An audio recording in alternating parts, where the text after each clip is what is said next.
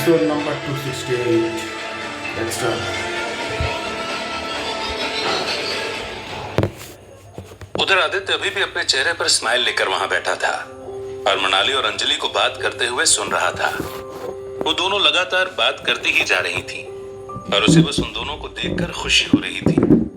उसके चेहरे पर एक स्माइल थी जो उसके रिलीफ और सारी चीजों के सही होने के बारे में बता रही थी कि अब वो किसी भी चीज के बारे में नहीं सोच रहा था और उसे अब किसी भी चीज की चिंता नहीं थी।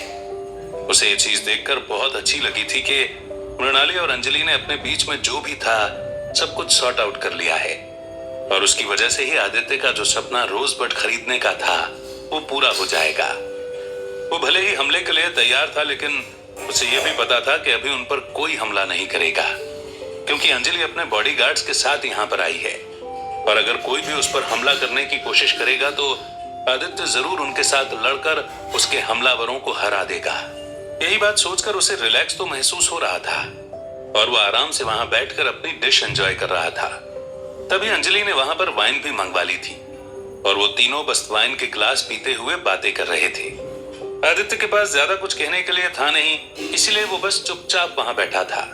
वहीं पर मृणाली अंजलि को अपने आदित्य से मिलने की सारी चीजों को बहुत ही रोमांटिक तरीके से बता रही थी और आदित्य जब उसे सुन रहा था तो उसे थोड़ी शर्म भी आ रही थी, लेकिन वो उन चीजों को जैसे तैसे एडजस्ट कर रहा था। अंजलि को उन दोनों को देखकर बहुत ही अच्छा लग रहा था और वो उन्हें एक परफेक्ट कपल भी अनाउंस कर चुकी थी, जिसको सुनकर उन दोनों को ही थोड़ा सा अजीब लगा था, लेकिन उन्होंने बस एक स्माइल करके ही उसे एक्सेप्ट कर लिया था। आदित्य को दिख रहा था कि भले ही मृणाली अंजलि से बात कर रही है लेकिन उसके मन में भी कुछ चिंता घूम रही है और वो इतनी कंफर्टेबल नहीं हो पा रही है। आदित्य को एक सेकंड के लिए लगा कि शायद वो उसके बारे में हो कि कहीं उन पर कोई हमला ना कर दे या फिर कोई और बात। फिर उसे लगा कि शायद मृणाली इतनी बातों को नहीं सोचेगी और तब उसे समझ आया कि शायद ये जरूर अनुराग के बारे में होगी। उसे पता था कि अगर कोई भी पर्सन हमें पास्ट से मिलता है तो हम उस पर्सन को जरूर याद करते हैं जो उन दोनों से कनेक्ट होता है। आज अंजलि से मिलकर मृणाली की सोच में कहीं ना कहीं अनुराग का नाम आ रहा था, लेकिन वो बस अपनी जुबान पर उस नाम को न लाने में कामयाब हो रही थी और ना ही उस बारे में ज्यादा सोच रही थी। फिर भी आदित्य उसे कुछ नहीं कहना चाहता था क्योंकि उसे पता था कि अगर मृणाली कुछ भी सोच ले तो उसका कोई मतलब नहीं निकलेगा। अब अनुराग इस दुनिया में जिंदा नहीं है और उसके सोचने से कोई फर्क नहीं पड़ रहा। उन्हें वहां पर बैठे थोड़ी देर हो चुकी थी और वो बस उस टाइम को एंजॉय कर रहे थे कि तभी अचानक आदित्य का फोन बजने लगा। फोन की रिंगटोन सुनते ही उसे एकदम से चिंता होने लगी। उसके फोन बजने की वजह से अंजलि और मृणाली दोनों ही चुप हो गए थे और उसकी तरफ देख रहे थे, लेकिन आदित्य जैसे सुन्न सा हो गया था। वो बस फोन की आवाज तो सुन रहा था पर उसके हाथ पांव कुछ काम नहीं कर रहे थे और वो बस अपनी जेब की तरफ देख रहा था जहां पर उसका फोन रखा हुआ था। उसकी इच्छा कर रही थी कि वो उस फोन को निकाले और उठाकर बात करे, लेकिन फिर भी शायद उसकी हिम्मत नहीं हो पा रही थी। वो समझ नहीं पा रहा था कि क्या करना चाहिए। मृणाली को यह पता चल रहा था कि वो घबरा रहा है और तब उसने उसके हाथ पर अपना हाथ रखा। जैसे ही आदित्य को मृणाली का टच महसूस हुआ तो वो अपने ख्यालों से बाहर आया। उसने सोचा कि सब लोग अब उसकी तरफ ही देख रहे हैं और उसे अपना फोन उठाना चाहिए।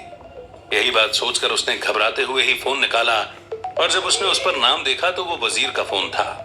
आदित्य को वजीर का नाम लिखा देखकर रिलैक्स महसूस हुआ और फिर वो उसे उठाने ही वाला था कि उसने अंजलि से कहा, एक इम्पोर्टेंट कॉल है तो मैं अटेंड करके आता हूँ। Excuse me. श्योर, अंजलि ने एक स्माइल के साथ कहा। वो थोड़ी हैरान तो थी कि आदित्य ने ऐसा रिएक्ट क्यों किया, लेकिन उसे पता था कि वो उस बारे में शायद उसे अभी बताना नहीं चाहता। यही बात कहते हुए आदित्य खड़ा हुआ और घूमकर एक कॉर्नर में खड़ा हो गया जहां से उसे अपने सामने माउंटेन व्यू दिख रहा था। तब उसने वजीर का फोन उठाया और कहा, हेलो वजीर, कैसे हो? सारा काम हो गया? कुछ गड़बड़ तो नहीं हुई ना? क्या तुमने पापा से बात की? क्या तुम्हें कुछ सस्पिशियस तो नहीं लगा या फिर सब कुछ ठीक है? आदित्य ने जब इतने सारे सवाल एक साथ पूछ लिए तो वजीर को थोड़ी सी हंसी आ गई और वो हंसने लगा। आदित्य को समझ नहीं आया कि वो ऐसा क्यों कर रहा है, लेकिन उसे पता था कि शायद वो ज्यादा ही चीजों के बारे में सोच रहा है, इसलिए ही वजीर हंस रहा है। फिर वजीर ने उसे कहा, आराम से आदित्य, आराम से। तुम इतने सारे सवाल एक साथ पूछोगी तो मैं शायद कंफ्यूज हो जाऊंगा और किसी सवाल का गलत जवाब दे दूंगा। तुम शांत रहो, मैंने सब कुछ संभाल लिया है और तुम्हें चिंता करने की कोई जरूरत नहीं है। मैं तुम्हें धीरे धीरे करके एक एक बात बता रहा हूँ, बस तुम एक बार गहरी सांस लो। इतना कहकर वजीर फिर से हंसने लगा और आदित्य को भी हल्की सी शर्म आ गई। तब वो भी हंस दिया और फिर वजीर ने आगे कहा, मैंने यहाँ पर सब कुछ संभाल लिया है। मैं जब यहाँ पर आया था तो तुम्हारे पापा और दादाजी एक मीटिंग में थे, इसलिए मैंने थोड़ी देर वेट किया और आसपास भी सभी लोगों को एनालाइज किया, लेकिन मुझे कोई भी किसी तरीके की प्रॉब्लम नहीं दिखी। उसके बाद भी मैं उनसे मिला नहीं और थोड़ा वेट किया, लेकिन कहीं पर भी मुझे कोई प्रॉब्लम नहीं दिखी। कुछ एम्प्लॉय से बात करने पर मुझे ऐसा कुछ पता नहीं चला कि यहाँ पर कुछ फाइनेंशियल ट्रबल है या कुछ। फिर मैंने तुम्हारे दादाजी के सेक्रेटरी से कंपनी के सीईओ के साथ मीटिंग सेट कराई और तब मैं जाकर उनसे मिला तो वो तुम्हारे पापा थे और वो उसी पोस्ट पर बैठे हुए थे। उन्होंने पहले तो मुझे पहचाना नहीं, लेकिन फिर मैंने अपने बारे में उन्हें इंट्रोड्यूस किया तो उनके चेहरे पर एक स्माइल आ गई थी और वो इस चीज को बता रहे थे कि वो ऐसे आदमी को देखकर खुश हैं जो तुमसे रिलेटेड है। उसके बाद उन्होंने मुझसे तुम्हारे बारे में पूछा और एक दो बातें इधर उधर की। वजीर इतना कहकर एक बार रुका। इधर आदित्य की क्यूरियोसिटी बढ़ती रही, लेकिन फिर भी उसने कुछ नहीं कहा, क्योंकि उसे पता था कि वजीर अगर इतनी सारी बातें एक साथ कह रहा है तो उसका रेस्ट लेना भी वाजिब है। फिर उसने आगे कहा, हाँ तो फिर मैंने उनसे थोड़ी देर ऐसे ही बात की और उसके बाद अपने आने का ऑब्जेक्टिव बताया कि मैं यहाँ पर क्यों आया हूँ। मैंने उनसे पूछा कि क्या उन्हें कोई फाइनेंशियल ट्रबल है, तो वो थोड़ा तो हिचकिचा रहे थे, लेकिन फिर मैंने उन्हें दिलासा दिया कि मैं उनकी मदद कर सकता हूँ। फिर उन्होंने मुझे बताया कि जब तुम्हारे दादाजी को आखिरी बार हार्ट अटैक आया था तो उसके बाद से कुछ दिनों के लिए बिजनेस बंद करना पड़ गया था और उसकी वजह से ही थोड़ा नुकसान हो गया था। इसीलिए तुम्हारे दादाजी आजकल ज्यादा चीजों को मैनेज नहीं करते और तुम्हारे पापा भी उनसे चीजें छुपा कर रखते हैं। यही कारण था कि उन्होंने फाइनेंशियल ट्रबल वाली बात न तो तुम्हें बताई थी और ना ही अपने पापा को। उन्हें फाइनेंशियल ट्रबल तो है और मैं जो पैसे घर से लेकर आया था मैंने उन्हें दे दिया है और उसे पाकर वो बहुत खुश थे। उनके चेहरे की स्माइल मुझे अपने पापा की याद दिला रही थी, लेकिन वो तो इस दुनिया में है नहीं। तो वजीर इतना कहकर एक बार फिर रुका और तब आदित्य को उसकी टोन में थोड़ा सा रिग्रेट समझ में आ गया था। उसकी टोन ये चीज शो कर रही थी कि आज वजीर को भी अपने पापा की याद आ रही है। तब भी वो चुप ही रहा।